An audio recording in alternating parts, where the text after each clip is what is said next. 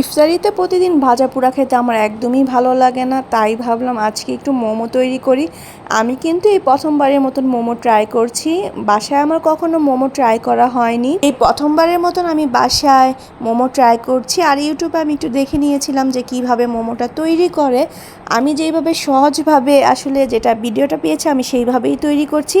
আর আমি এখানে আজকে একটু অল্প পরিমাণে মোমো তৈরি করব, যেহেতু প্রথমবার তৈরি করছি। যদি ভালো না হয় তাহলে তো আম্মুর বকা খেতে হবে। আমি এখানে চিকেনের কিমা নিয়ে নিয়েছি, তারপরে এখানে আমি কাঁচামরিচ গাজর গ্রেট করে নিয়েছি, আর অল্প একটু পেঁয়াজের পাতা দিয়ে দিয়েছি। আমার কাছে পেঁয়াজের পাতা ছিল তাই আমি এখানে অ্যাড করে দিয়েছি। আর সয়া সস, টমেটো সস এগুলো একসাথে দিয়ে এখন ভালো করে মিক্স করে নিচ্ছি। এখন আমি একদম ফুটন্ত গরম তেল এটার মধ্যে ঢেলে দিলাম। এখন সব কিছু একসাথে এখন মিক্স করে নিচ্ছি। আর আমি এখানে গোলমরিচের গুঁড়োটাও ইউজ করেছি।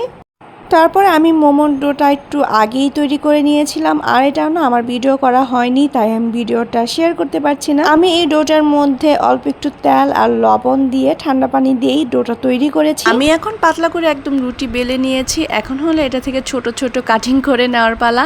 আর এইভাবে কেটে নিলে না একবার তৈরি করলে একসাথে অনেকগুলো তৈরি করা যায়, তাই ভাবলাম বড় করে একটা রুটি তৈরি করি, তারপর সেটা থেকে এরকম ছোট ছোট করে কেটে নিব।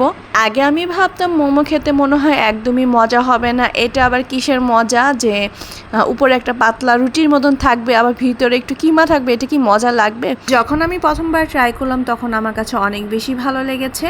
আর আজকে যেহেতু আমি প্রথমবারের মধ্যে ইফতারিতে মোমো বানাচ্ছি তাই আমি অনেক বেশি এক্সাইটেড ছিলাম আসলেই মোমোটা দোকানের মতন হবে কি না। আর আমি যেহেতু প্রথমবার বানাচ্ছি তাই আমি না মোমোর এত সুন্দর শেপ দিতে পারছি না, যে আমি দেখি কি বানাতে পারি মোমোর শেপটা হয় কি না। তাই আমি ভাবলাম যে এইভাবে একটু করে দেখি সুন্দর একটা শেপ আসে কি না। তারপরে দেখলাম এই শেপটাও অনেক বেশি সুন্দর লাগছে, তাই আমি সবগুলো মোমো এই শেপেরই তৈরি করব। আর এই মোমোগুলো আমি প্রায় 4টার দিকে বানাচ্ছি যেন তাড়াতাড়ি করে বানাতে পারি। আর ইফতারির সময় না লেট হয়ে গেলে আসলে ভালো লাগে না, আর কোনো কিছু ভিডিও করতে গেলে তো তখন অনেক বেশি সময় লাগে। আর হাতে সময় নিয়ে বানানোটাই বেশি ভালো, যে তাড়াহুড়া লেগে যায় লাস্ট মুহূর্তে। আর আমি আজকের মোমোগুলো না একদম ছোট ছোট করে বানাচ্ছি। এই পিচ্ছি পিচ্ছি মোমোগুলো দেখতে না অনেক বেশি সুন্দর লাগছিল। আমার একে একে দেখেন কতগুলো মোমো তৈরি হয়ে গিয়েছে। আর আমি এই জায়গায় এখন সবগুলো মোমোই একসাথে স্টিম করে নিব। আচ্ছা, আমার মতন কারা কারা আছে যারা মোমো খেতে অনেক বেশি পছন্দ করো, বাসায় মোমো তৈরি করো, অবশ্যই কমেন্ট দেখতে চাই। আর আমি আজকের মোমোর এই ফিলিংটার মধ্যে আমি একটু ঝাল রাখার চেষ্টা করেছি, কেননা মোমোটা একটু ঝাল ঝাল খেতে ভালো লাগে। তোমরা কিভাবে মোমো তৈরি করো অবশ্যই আমাকে জানাবে। একে একে সবগুলো মোমোই আমি স্টিম করে নিব। আমি প্রায় 15 মিনিটের মতন এইভাবে স্টিম করে নিচ্ছি। 15 মিনিট পরে মোমোটা চেক করে দেখলাম যে হয়েছে কি না। এরকম গরম গরম মোমো দেখতে না অনেক বেশি ভালো লাগছিল। ভিডিওটা আমি এখন এডিট করতে বসছি, এখন দেখে মনে হচ্ছিল আবার যেন মোমোটা বানিয়ে খাই।